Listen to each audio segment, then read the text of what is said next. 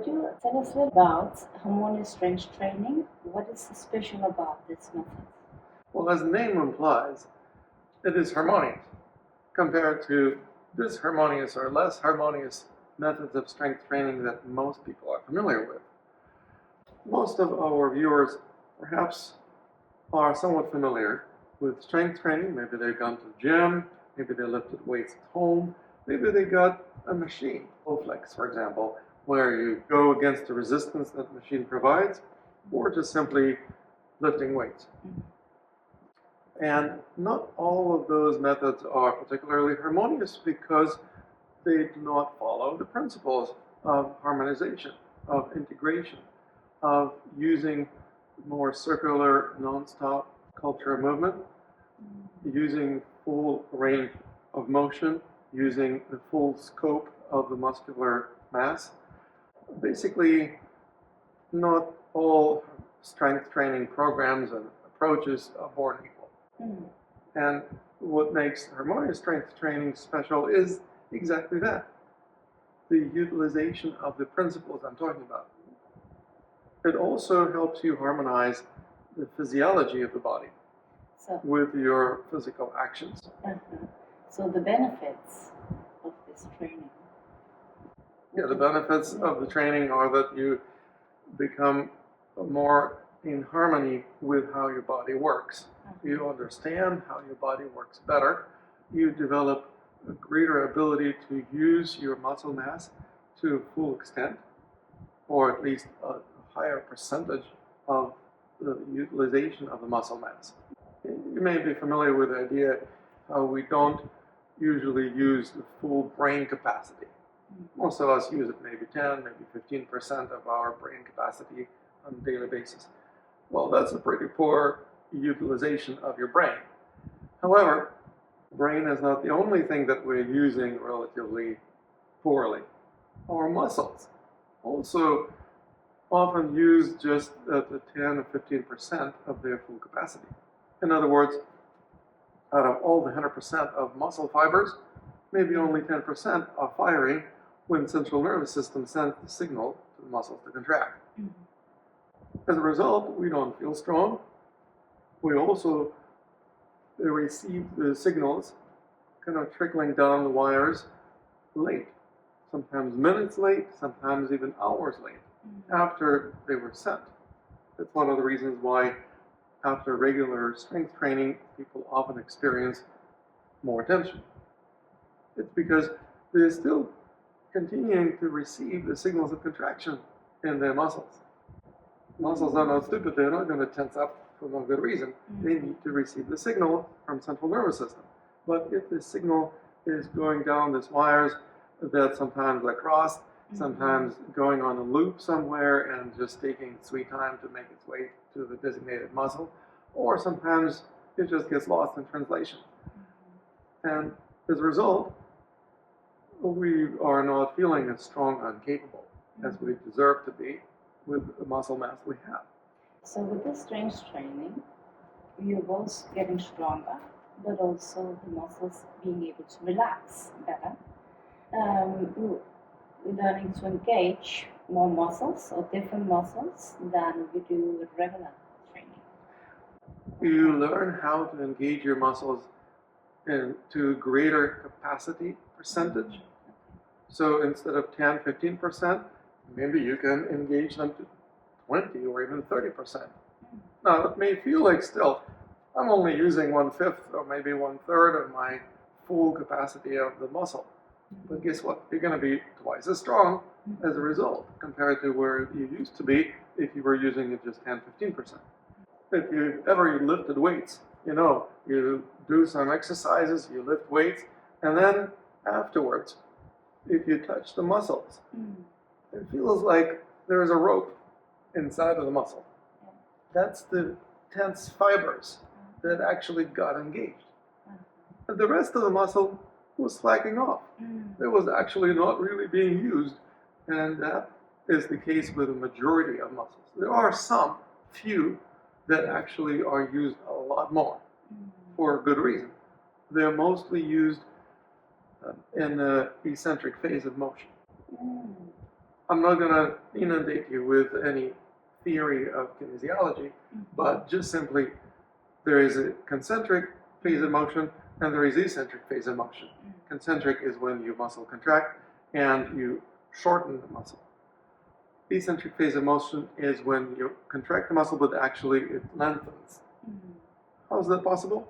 Well, for example, if you're doing chin-ups, on the way down, your biceps is performing eccentric phase of movement. If you're lifting weights, again, on the way down, you're performing eccentric phase.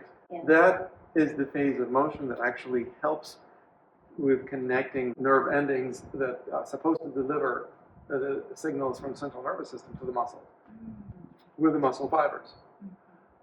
That is one of the most important aspects of strength training that the majority of people overlook completely. When you lift weights, that's what you're focusing on, lifting the weights, not lowering the weights. If you're doing chin-ups, that's what you're focusing on actually getting your chin above the bar. You're not concerned about going down, but that is one of the most effective ways to increase strength without even increasing the muscle mass. Doing both the concentric and the eccentric at the same time, how long time will you need to train then, for example? Would that be similar as regular strength training, or would you actually be able to achieve more in a shorter amount of time? Yes. You will be able to achieve more in a shorter amount of time because you're not relying on hypertrophy of muscle. You're not relying on breaking down the muscle fibers so that they would regrow, and in most cases, they regrow stronger and bigger. That's what bodybuilders do. They basically injure their muscle fibers by lifting heavy weights or lifting weights to the point of exhaustion. And then the muscle regrows bigger and stronger in most cases. But what we're learning is how to use the existing muscle mass, existing the fibers, connecting them more efficiently. So that actually takes less time because you don't have to go through the rigmarole of breaking down your muscle fibers to regrow them again. It also means that you're not sore after workout because you didn't injure your muscles. Yeah, that is interesting because even though that I would like to get stronger, I would also like to keep my flexibility. Yes. And sometimes I get more stiff after training. So almost everyone gets stiff after training using stereotypical traditional strength training protocols. Why? For exactly the reason I just mentioned. One is that you're breaking muscles down, and two, you actually continue receiving the signals that the central nervous system sent to the muscles, even hours after the workout. The following day, maybe you wake up in the morning and you go, I can't move. I'm so stiff. Why is that? It's because you overtrained. You literally become stiffer and less flexible as a result of strength training. So then you have to do what? Well, most people think I have to do some stretching, which only adds insult to injury because it creates a stretch reflex. So in other words, there is a smarter way to train. As you like to put it, we train smart instead of hard. So it's different with harmonious strength training. Yes. About also facilitating flexibility or keeping flexibility in muscles. Because flexibility is the result of becoming stronger. Now, believe it or not, stronger muscles can be more flexible. Why? Because they can afford being more relaxed. Makes sense. Most people confuse tension for strength. So they think if I'm strong, it means I'm supposed to be tense. And vice versa. If I'm tense, it means I'm strong. Wrong. No. Tension is not a sign of strength. It's a sign of weakness. In other words, if your muscle is strong, it can perform its function without much ado. It's the weak muscle that gets easily overwhelmed and then it gets sore and stiff and overtrained because they get overwhelmed. Overwhelmed and stiffness afterwards is not a sign of strength. So what do we need? We need to become stronger so that we can become more relaxed. And as a result of strength training, we can actually develop greater flexibility and range of motion, which sounds preposterous to most people who've ever done strength training. They would be like, what are you talking about? When I lift weights, I become stiffer and less flexible. That's why we don't lift weights. We use a radically different way of strength training. We use self-resistance. How do we use self-resistance? Pretty much every muscle in the body has a muscle antagonist, with a few exceptions of, let's say, heart muscle and sphincters. So what does it mean? It means that, for example, if I'm flexing my fingers, I also have the muscles that can extend my fingers. So when I flex, I clench my fist. When I extend, I open my palm. Each of the groups of muscles has the antagonist. So if I can only clench the fist and I don't have any muscles that would open the palm, that's disability. If I only have the muscles that open the palm and I don't have the ability to close it, that's another form of disability. Most of us humans, have both flexors and extensors. These are not the only pairs of muscles. For example, we also have muscles, abductors and adductors. Abductors move the arm away or the leg away from the center line, and adductors bring the hand, arm, or leg closer to the center line. We also can move arms back and forth. We can also move head side to side. We can move torso in various ways. Basically, all of these muscles have antagonists. And what we do is we engage the antagonists to work against each other. So, for example, if my arm can extend using the triceps, I can also flex my arm using the biceps. What if I engage them against each other? But at the same time. At the same time. Then they will be working against each other. Then when I am extending my arm at the elbow, the biceps is going through eccentric phase of motion. The triceps contracts and shortens. Now, if I start flexing the arm at the elbow, biceps is shortening, it's a concentric phase. But the triceps is lengthening, that's the eccentric phase. So both muscles are going through either eccentric or concentric phase, alternating. And as they switch, either one of them or the other one is actually going to be using that method of reconnecting the nerve endings to the muscle fibers that I was just mentioning a few minutes ago. I would actually like to hear or know for whom is this training for? Well, this training is ideal for people who are busy, so they don't have a lot of time on their hands to get in the car and drive to the gym and change into the gym clothes and then wait for people to be done with their exercises so they can take their turn into the machines or lifting weights, and then spend some time lifting those damn weights. And then you, again, go back to the change room, change into the street clothes, or take a shower or what have you, and then you drive home. It takes 2-3 hours to do this whole trip to the gym. And if you train more or less regularly, well, you spend 10-15 hours a week. You actually don't spend 10 hours exercising. You maybe spend 3-4 hours exercising, and you spend the rest of the time just going through the motions. So, but is it for everyone? Like young men, people? Women can do it. Yeah. Younger people can do it. Older people can do it. Yes. It's perfect, not only for people who are busy, it's also perfect for people who travel. For example, if you're traveling, you may be staying at Airbnb. Not every hotel has an exercise room. And even the ones that do have exercise rooms, I don't recommend lifting weights anyway.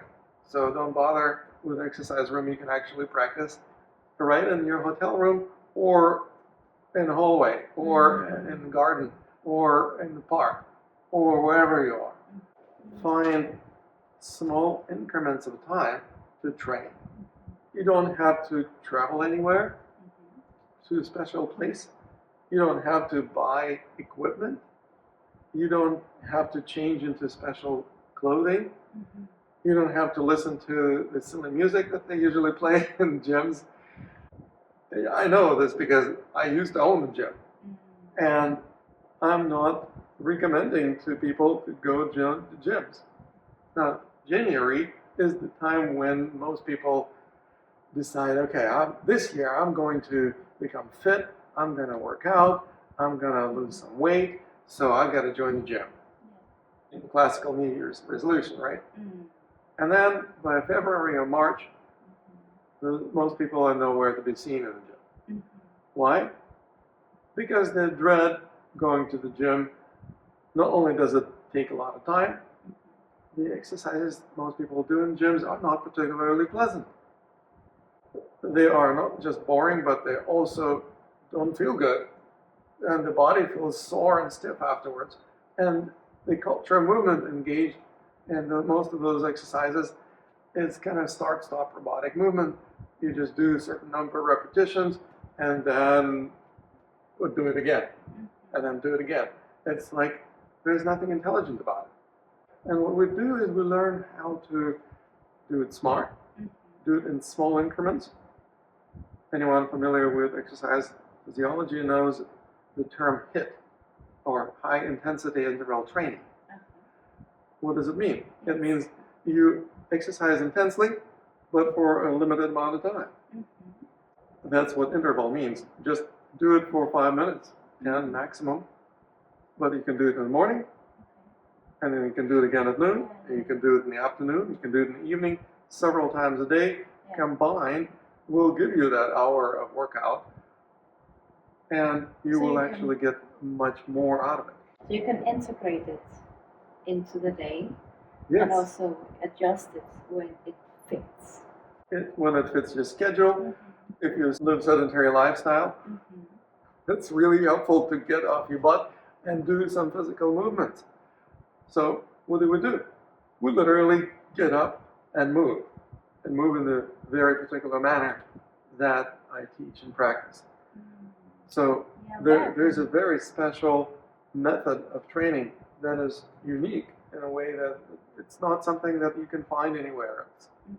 So that instead of just sitting for prolonged periods of time, you get up, you move, you train, go back to whatever you're doing, then get up again, move again, train again, then go back again to whatever you're doing. So basically it creates a different lifestyle. Less sedentary, more infused with movement, fitness, and greater wellness. I'm curious to hear, when you use our own muscles antagonist to do the strength training, is there any aspect where we also facilitate in inner strength?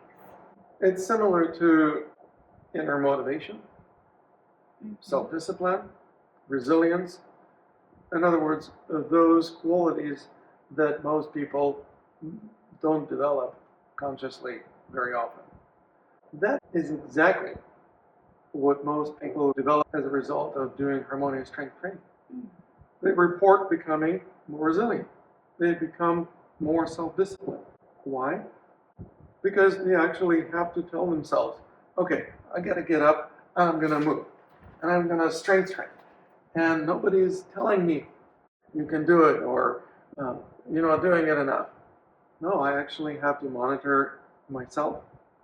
I have to develop self-discipline. I have to develop self-determination. Those are the components of inner strength. Inner strength also has to do with knowing yourself. How do you get to know yourself? Well, you have to pay attention to yourself. In the gym, often people don't really pay enough attention to themselves. They sometimes run on the treadmill or do elliptical machines, and they watch TV. Why do they watch TV? Because they're bored, because they don't want to feel whatever the body feels. They need to distract themselves with some entertainment. Even if you're not watching TV, what are you doing? Well, often you're looking in the mirror, lifting weights, looking in the mirror. Why? Because you want to look good. That's how you know that you're doing something right in the gym, is because you're looking good. You look at yourself in the mirror, oh, I look tougher. But that means you also are creating more imbalance. So if I understand you right, if you use your attention to what you are working or what you're doing with your body, that will actually enhance what? Where attention goes, energy flows. Uh-huh. If you pay attention to yourself, where does the energy flow? Back to yourself. Yeah. It creates a massive circulation of energy within your system. That is the key to self-empowerment. Most people don't pay enough attention to themselves because they have a hard time focusing on that which they don't accept. If they don't have full self-acceptance, they will have a hard time paying attention to themselves, because it's hard to pay attention to that which you don't accept. So one of the aspects of our training is also to develop a different attitude towards your own body. Develop self-acceptance. Now, it doesn't mean that there's no room for improvement. Everything is perfect with lots of room for improvement. You are perfect with lots of room for improvement. I'm perfect with lots of room for improvement. I accept myself fully, and I know that I can also enhance, improve, strengthen myself. That means I can pay attention to myself. That's the only way to develop self-knowledge. There is no way to know that which you don't pay attention to. And as you know yourself more, that is the key to self-mastery. Who wouldn't want that, right? Yeah. I would like to know where I could sign up for strength training or get more information about the program. Well, if you go to Harmonious strengthtraining.com, you can find out more about this program, and you can sign up for it. Harmonious strengthtraining.com. Doesn't get easier than that, right? When you go to the website, you can read more about it. You can also watch a video of me explaining a bit more what the principles of harmonious strength training are and how to get most benefits from it. And most importantly, you can actually join the program. The program will be starting in January of 2025. It's a 3-month-long program, so we will literally take you by the hand and walk you not only through the theory, but through all the practices, going from head to toes, training all the different parts of the body, including some parts of the body that never received any strength training in traditional methods or programs. What does the program consist of? This program consists of weekly group coaching sessions of exploring different parts of the body. Different modules are dedicated to different parts. And there's also a number of training videos that you will get access to. I also provide you additional online courses that you will get access to at no charge as a bonus.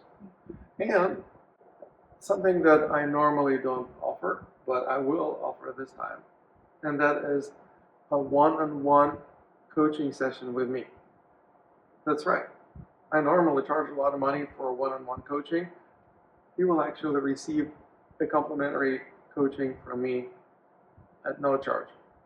And what that's going to do, it's going to tailor your strength training to your specific needs, your physique, and your goals. We also have an online community of like-minded people who join this program from all over the world. And they are dedicated to not only strengthening themselves, but also to providing you support and encouragement. Go to harmoniousstrengthtraining.com, read all about it, watch some videos, discover some testimonials, but most importantly, sign up for the program.